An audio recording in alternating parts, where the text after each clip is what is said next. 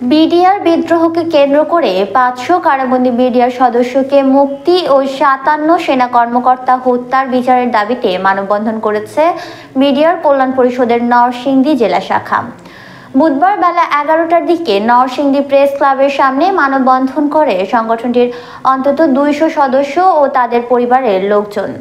মানববন্ধনে বিডিআর কল্যাণ পরিষদ নরসিংদী জেলা শাখার সভাপতি হাবিলদার আজিজুল ইসলাম, সাধারণ সম্পাদক মনির হোসেন, বিডিআর কল্যাণ পরিষদের কেন্দ্রীয় সমন্বয়ক মাহবুব হোসেন সহ সংগঠনের অন্যান্য নেতৃবৃন্দ বক্তব্য রাখেন।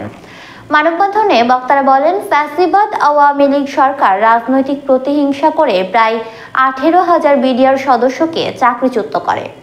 সেই সাথে এখনো ৫০০ বিডিআর সদস্য কারাবন্দী অবস্থায় আছে। কারাবন্দী থাকা বিডিআর সদস্যরা নির্দোষ উল্লেখ করে মানববন্ধনকারীরা ২০০৯ সালে পিলখানায় ঘটে যাওয়া হত্যাকাণ্ডের পুনরায় সুষ্ঠু তদন্তের দাবি জানান।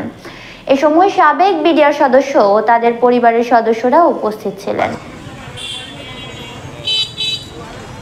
যারা তাদের বাবাকে জেলে বন্দি রেখে বলা হয়েছে, আপনাদের সামনে আমার এক বাতিজি বলেছে তার যখন ১.৫ বছর তার বাবা তখন জেলে ছিল।